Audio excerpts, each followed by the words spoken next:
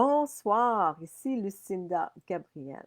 Alors, ce soir, on est le 13 décembre 2020. Donc, ce soir, je veux vous parler de la célébration de Noël, les chrétiens et Noël. Est-ce qu'on devrait célébrer? Et si oui, comment qu'on devrait célébrer? Et pour parler de tout ça, ben, il faut qu'on commence avec l'origine de la chrétienté et aussi l'origine de Noël. Et euh, dans les dernières semaines, je vous ai parlé de Satan, les démons, comment que nous pouvons ouvrir des portes à eux. Et il y a aussi un petit lien qu'on peut faire avec Noël. Donc, j'espère qu'à travers cette vidéo-là, je vais pouvoir continuer à vous amener vers toute la vérité de ces choses-là. Alors, bonsoir Raquel, merci beaucoup pour être là, ma sœur. Donc, je vais juste aller chercher mon texte ici. Les chrétiens et Noël. Et je veux vous dire aussi en passant, c'est comme, c'est Paul qui dit dans les Philippiens, mettez en œuvre votre salut avec crainte et profond respect. Ce qui manque aujourd'hui, je trouve, parmi les chrétiens qui sont nés de nouveau, c'est une immense crainte de Dieu. C'est ce qui manque vraiment dans notre monde, c'est une crainte de Dieu. Puis je ne crains pas ça dans un sens parce que je sais qu'avec les choses qui s'en viennent dans notre monde, nous les chrétiens aussi, hein, qu'est-ce qui va se passer? Je crois que cette bonne crainte-là va surgir, ça n'aura pas le choix. Mais pourquoi attendre? Pourquoi attendre? Moi, je vous conseille tout de suite vraiment de toujours questionner le Seigneur pour savoir c'est quoi ta volonté. Parce que dans notre prière, hein, notre Père qui est aux cieux, que ta volonté soit faite. Et aujourd'hui, je vois tellement de gens qui font leur volonté et n'ont pas la volonté du Père. Puis, c'est important qu'on questionne toujours à savoir est-ce qu'on fait la volonté du Père. Priez le Père, suppliez-le pour vous montrer c'est quoi sa volonté. Et il va vous le dire. Bon, alors, savez-vous qu'il fut un temps où Noël était en fait illégal pour les chrétiens à célébrer? Hein, c'est ironique, non? Des chrétiens qui ne fêtaient pas Noël. Cela m'a semblé très ironique aussi, la première fois que je l'ai entendu. Mais pour comprendre cela, nous devons connaître les origines du christianisme et de Noël. Alors, on va retourner en arrière pour comprendre qu'est-ce qui s'est passé. Donc, après la résurrection de Jésus, il a vécu parmi ses disciples pendant 40 jours et a continué à leur enseigner. Puis un jour, il a été enlevé, il a monté au ciel. Puis ensuite, à la Pentecôte, les disciples ont reçu le Saint-Esprit. Et à partir de ce moment-là, ils ont été remplis d'audace pour partager l'évangile du royaume de Dieu, qui dit en fait que Jésus est l'accomplissement des prophéties de l'Ancien Testament. Jésus est le Messie promis qui a été envoyé pour libérer le monde de leurs péchés et de leur servitude. Et par la foi en lui, nous pourrions avoir la vie éternelle. Donc, les premiers apôtres, euh, après que Jésus est parti, ben, ils ont commencé à partager cette bonne nouvelle-là. Et comme Pierre l'a dit dans Actes 2,38, il dit, chacun de vous doit se détourner de ses péchés et est baptisé, ça c'est immersion complète, au nom de Jésus-Christ afin que vos péchés soient pardonnés. Et vous recevrez le don de Dieu, le Saint-Esprit. Donc les premiers apôtres et croyants ont été grandement persécutés. Et plus ils étaient persécutés, plus la foi en Jésus grandissait. Parce que pourquoi quelqu'un serait-il prêt à souffrir et à mourir pour un mensonge? Et si les gens étaient prêts à être martyrisés, cela devait être la vérité, pour la vérité, hein, bien sûr. Donc cela nous amène à l'année 313 environ. Lorsque l'Évangile est arrivé à Rome, ben, l'Évangile était déjà à Rome avant, qu'on voit dans le Nouveau Testament, mais encore plus répandu en 313. Euh, les chrétiens étaient extrêmement persécutés parce qu'ils ne voulaient pas se prosterner devant aucun des autres dieux païens. Ils ont beaucoup souffert et ils ont été nourris aux lions ou ont été transformés en chandeliers humains dans la ville pour leur croyance en Jésus-Christ. Et cela nous amène aux origines de Noël. Donc, les origines de Noël. Premièrement, soyons clairs que nulle part dans la Bible, la naissance de Jésus n'a jamais été célébrée par les premiers disciples et ça ne leur a jamais été enseigné de faire ça non plus. Dans l'Ancien Testament, Dieu était très clair quand il voulait que son peuple célèbre quelque chose. Il n'y avait jamais aucune mention dans le Nouveau Testament pour célébrer quoi que ce soit. La seule chose que Jésus ait jamais dit aux disciples de faire après son départ était lors du dernier souper. Il a dit dans Luc 22, faites ceci en mémoire de moi. Et ça, c'était tout. En fait, Noël n'est pas apparu dans l'histoire que vers l'an 313, lorsque Constantin, un empereur romain qui aurait eu une expérience religieuse avec le Seigneur parce qu'apparemment il a eu un rêve, il a vu une croix, il a décidé de créer une religion qui combinerait le christianisme et le paganisme. Ainsi, les gens cesseraient de persécuter et de tuer les chrétiens et de plutôt les tolérer. Mais je crois aussi qu'en partie, c'était pour avoir un meilleur contrôle sur les deux peuples. Parce que là, il y avait deux peuples qui étaient complètement différents. Puis quand tout le monde suit les mêmes règles, c'est plus facile à contrôler. Donc, comprenez que rien ne répand le véritable évangile de Jésus-Christ plus rapidement que la persécution. Puis, les nouveaux chrétiens dans ce temps-là étaient très persécutés. Alors, la combinaison des traditions païennes et le christianisme était sûrement la manière que Satan a utilisée pour arrêter la propagation du pur christianisme. Hein, ça a du sens. La religion unique fondée par Constantin, l'empereur romain, est aujourd'hui connue sous le nom de l'Église romaine catholique. L'Église catholique. Ainsi, contrairement à ce que la plupart des gens croient, le catholicisme n'a pas christianisé la religion païenne, mais plutôt la religion païenne a pollué le christianisme pour produire le catholicisme. Vous voyez, les païens ne voulaient jamais abandonner leurs traditions et leurs célébrations. Ils aimaient particulièrement faire la fête car ils pouvaient être permissifs avec leur ivresse et leur promiscuité. Alors, où se situe Noël dans tout ça? Eh bien, la messe de Noël, qui est célébrée le 25 décembre, n'est pas l'anniversaire de Jésus parce que selon les détails de la Bible, c'est plus probable que Jésus est né dans l'automne. Donc, pourquoi le 25 décembre? Il y a deux possibilités. Certains disent que c'est l'anniversaire du dieu soleil qui s'appelle Nimrod, et d'autres pensent que c'est simplement pour coïncider avec la célébration païenne du solstice d'hiver, qui est le 21 décembre. Cette célébration s'appelait Saturnale et était le plus grand festival des païens. Les païens avaient de nombreux dieux auxquels ils adoraient. Alors, l'Église catholique a dit aux païens de garder leurs idoles parce qu'ils voulaient les garder en paix. Gardez vos idoles et vos statues et renommez-les simplement avec des noms des saints, y compris une femme, un homme et son enfant, qui était Nimrod, puis Tammuz. En tout cas, c'est le nom de l'enfant. Et ils sont devenus la mère Marie, Joseph et l'enfant Jésus. Donc, la même chose est vraie pour chaque célébration catholique. Comme Pâques était pour le dieu de la fertilité, d'où les lapins et les œufs, Halloween, une célébration païenne pour honorer les démons, est devenue la Toussaint, qui honore les morts.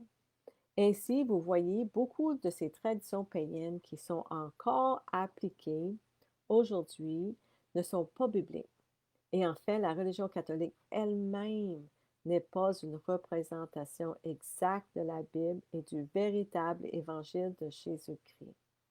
C'est en fait une version déformée qui ne libère pas les gens de la maladie, du péché et de l'esclavage comme le véritable évangile de Jésus est prévu. Cela maintient en fait les gens plus dans l'esclavage que s'ils n'avaient aucune religion du tout. Les autres religions, juste pour vous donner un ensemble une vue d'ensemble sur les religions, maintenant, je sais que certains d'entre vous pourraient s'interroger sur les autres religions comme les protestants. Comment ça fit là-dedans?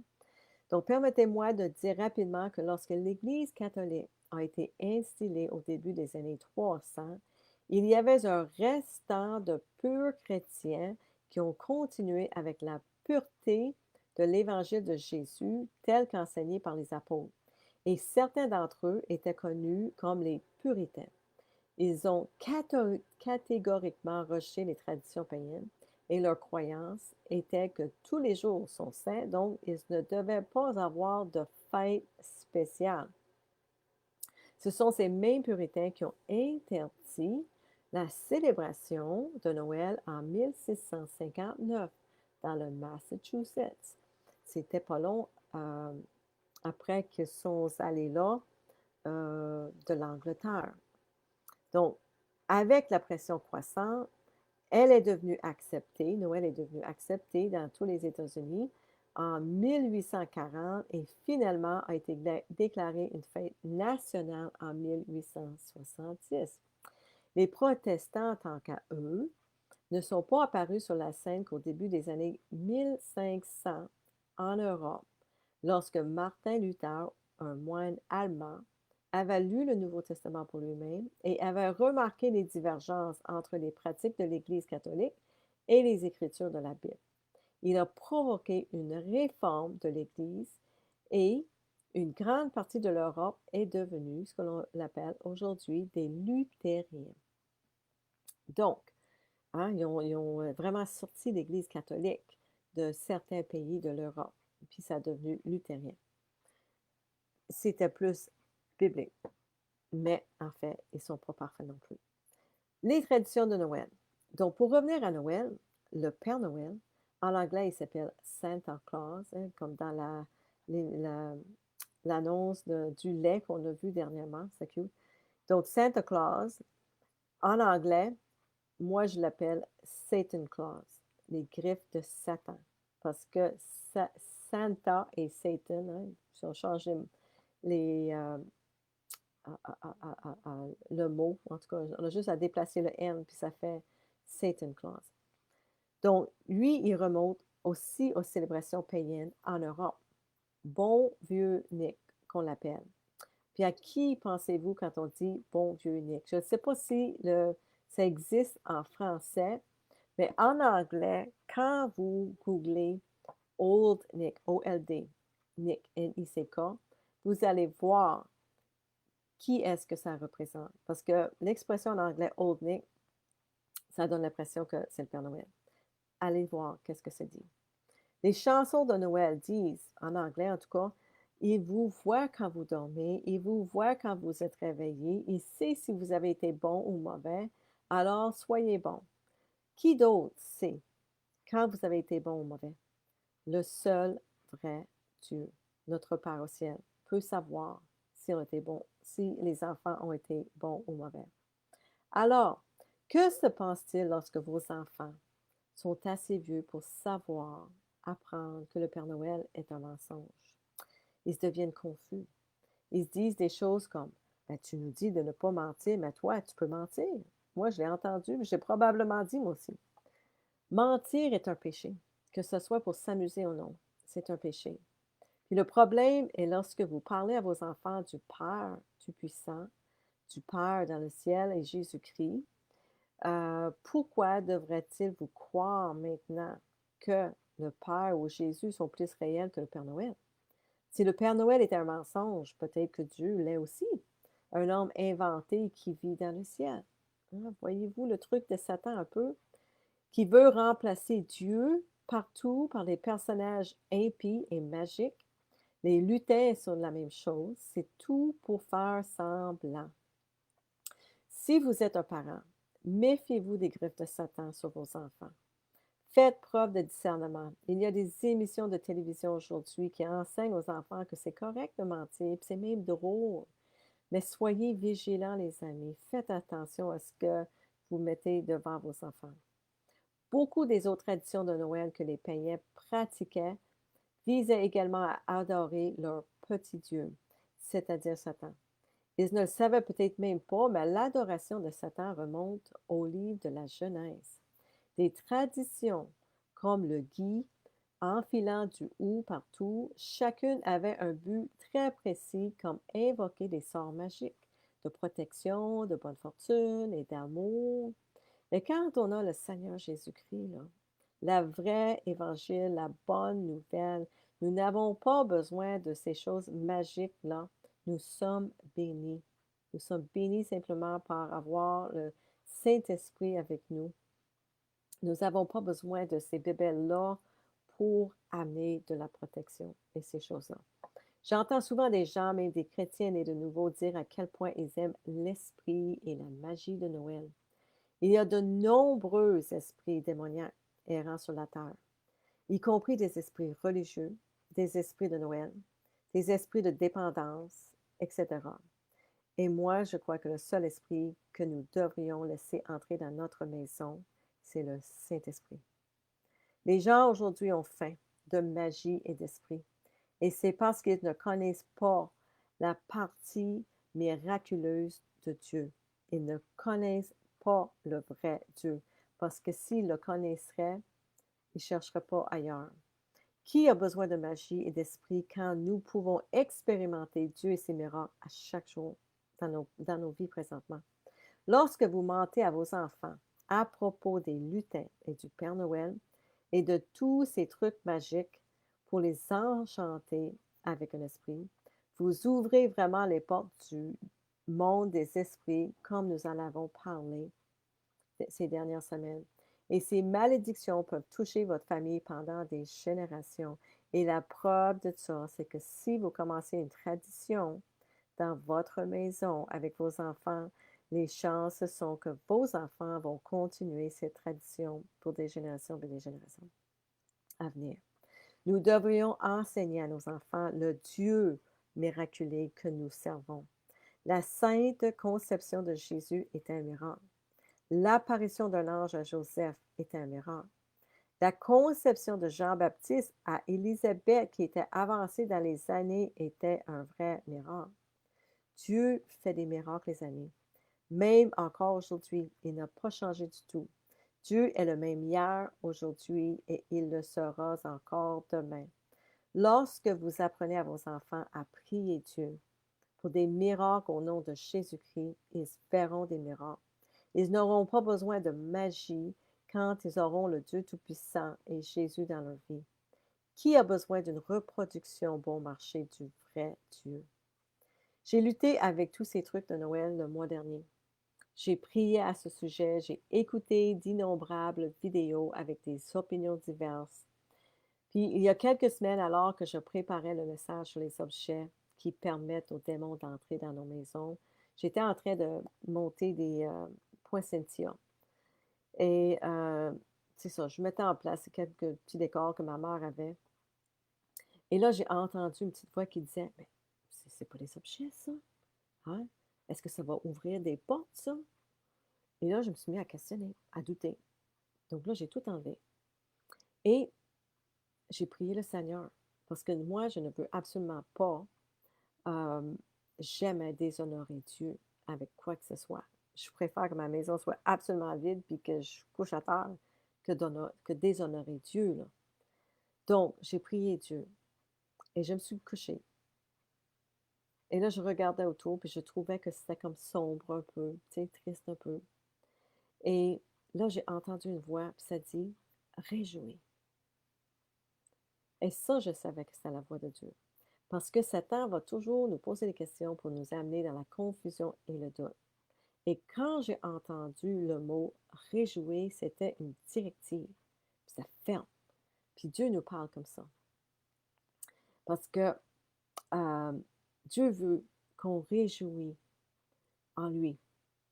Donc, j'ai regardé qu'est-ce que ça veut dire réjouir. Ben, ça veut dire célébrer. Puis, qu'est-ce qui est le plus important à célébrer ces temps-ci? Ben, la chose la plus importante que Dieu veut qu'on se réjouisse, c'est en lui et pour célébrer aussi son Fils, Jésus-Christ. Ça, je le crois. Comment pouvons-nous réjouir en lui? Ben, en se rappelant le cadeau qu'il a fait à toute l'humanité quand il a envoyé son Fils sous la forme d'un petit bébé Jésus pour sauver le monde. On peut commencer avec ça. Surtout ce temps de l'année, quand les gens s'arrêtent, on peut leur rappeler de, de penser à Jésus à ce moment-ci. Il faut qu'on prenne avantage de cette situation, de ce temps de l'année pour parler de Jésus. Donc, je crois que nous pouvons utiliser cette période à bon escient pour le royaume de Dieu. Puis c'est vraiment tout ce qui compte. Nous, les croyants, savons à quel point qu'il nous reste, que le temps qui nous reste est vraiment court. Et nous devons en tirer le meilleur parti pour partager le véritable évangile du royaume. Nous devons chercher des moyens de partager la bonne nouvelle de Jésus à tout moment et en tout lieu avec qui que ce soit qu'on peut. Paul a dit ceci dans 1 Corinthiens 9, 19 à 23. Il dit, car bien que je sois un homme libre à l'égard de tous, je me suis fait esclave de tous afin de gagner le plus de gens possible à Jésus-Christ. Lorsque je suis avec les Juifs, je vis comme eux afin de les gagner. Lorsque je suis parmi ceux qui sont sous le régime de la loi de Moïse, ben je vis comme si j'étais comme moi-même assujetti à ce régime. Bien que je ne le sois pas, afin de gagner ceux qui sont sous le régime de cette loi. Avec ceux qui n'ont pas la loi de Dieu, je vis comme n'ayant pas plus la loi, afin de gagner à Christ ceux qui n'ont pas la loi. Bien que je ne sois pas sans la loi de Dieu, car je vis selon la loi du Christ. Avec les chrétiens mal affermis dans la foi, je vis comme eux, afin de gagner ceux dont la foi est mal affermie. C'est ainsi que je me fais tous à tous, afin d'en conduire au moins quelques-uns au salut par tous les moyens. Alors, tout cela, je le fais pour la cause de l'Évangile, pour avoir part avec eux aux bénédictions qu'apporte l'Évangile. Alors, comment nous pouvons nous réjouir en partageant la bonne nouvelle de la naissance de Jésus-Christ avec tous? Sachez que nous n'amènerons personne au Seigneur en le condamnant. Nous ne pouvons que les éduquer. Ce n'est qu'en étant un exemple du Christ, en leur montrant l'amour du Christ qui vit en nous, que quelqu'un voudra le Christ pour lui-même. Ceci étant dit, il est important aussi, je crois, de nous séparer un petit peu du monde. Donc, pas d'une manière condamnante, mais d'une manière aimante. Nous devons honorer Dieu et sa volonté par-dessus tout. Alors, partagez l'amour de Jésus autant que possible avec le plus grand nombre de personnes. Le temps presse, comme vous le savez. Et ce n'est pas le moment de se cacher à la maison puis dire, écoute, je vais les laisser célébrer Noël, puis moi, je vais me cacher jusqu'à temps que ça passe. Ce n'est pas non plus le moment de boire et de faire la fête. C'est le moment d'être à l'image du Christ. Et donc, soyez généreux, charitables, aidez où et quand vous le pouvez. Utilisez vos compétences pour aider les gens, que ce soit avec leur pâtisserie ou emballer leurs cadeaux de Noël, tout en partageant la bonne nouvelle de notre Seigneur Jésus-Christ. Hein. Profitez de chaque moment, chaque opportunité pour partager Jésus avec les gens. En tant que chrétiens et de nouveau, nous devrions profiter de cette précieuse opportunité pour parler de notre Seigneur et Sauveur, témoigner de la façon dont il a changé nos vies, prier pour les gens, guérir, délivrer ceux qui vous entourent, le tout en son saint nom. Partagez la joie et l'espérance que nous avons aussi en Jésus. Christ doit être au centre de la célébration si vous vous dites chrétien. Pas le Père Noël, pas un arbre de Noël, pas les fêtes de bureau. Sinon, c'est simplement un autre festival de culte païen et Dieu nous a prévenus à ce sujet. C'est important que votre cœur soit à bonne place. Ne dites pas simplement, ben, Dieu connaît mon cœur et faire ce que vous voulez parce que Dieu connaît vraiment votre cœur. Dieu sait que votre cœur est méchant et qu'on ne devrait jamais suivre notre cœur. Dans Jérémie 16, 11, 12, il dit, alors tu leur diras, vos pères m'ont abandonné. L'Éternel le déclare. Ils se sont attachés à d'autres dieux. Ils leur ont rendu un culte et ils se sont prosternés devant eux. Ils m'ont abandonné et n'ont pas appliqué ma loi. Et vous, il parle aux enfants, vous avez fait pire encore que vos pères. Chacun de vous suit les penchants de son corps, obstiné et mauvais, sans m'écouter. Alors, mes chers frères et sœurs, c'est important d'être certain de la volonté de Dieu dans tout ça et faire seulement la volonté de Dieu. Puis comme j'ai dit au début, c'est important que, je vais aller chercher ce que ça dit, mettez en œuvre votre salut avec crainte et profond respect.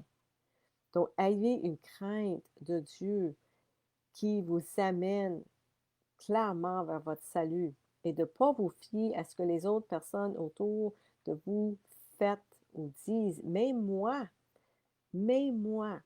allez chercher la vérité pour vous-même pour savoir est-ce que c'est vrai ce que Lucie nous a dit.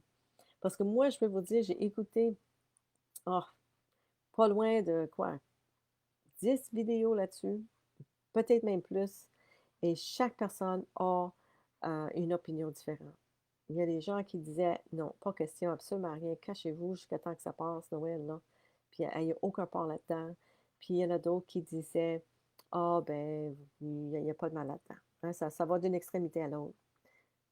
Moi, je suis comme entre les deux. Puis c'est comme Paul a dit utilise chaque opportunité pour partager la bonne nouvelle de Jésus-Christ, surtout là que le temps est court. Dans Colossiens 3, 23, c'est écrit quel que soit votre travail, faites-le de tout votre cœur et cela comme pour le Seigneur et non pour les hommes. Donc, qu'importe ce que vous allez choisir de faire, faites-le pour le Seigneur. Et à tout moment et pour toute chose, vous remercierez Dieu le Père au nom de notre Seigneur Jésus-Christ. Donc, voilà mon message ce soir, mes amis, mes frères et sœurs.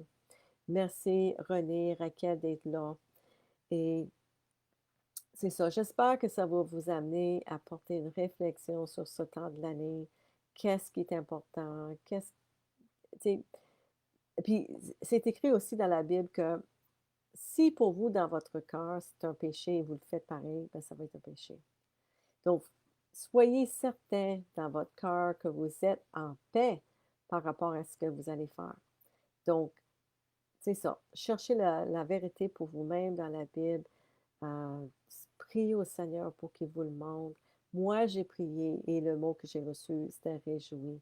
Puis pour moi, ça veut dire réjouis en lui, célèbre sa naissance, ce qu'il est venu faire à nous, puis de ne pas juste rester collé sur sa naissance, mais parler de sa vie, l'importance de ce que Jésus est venu faire.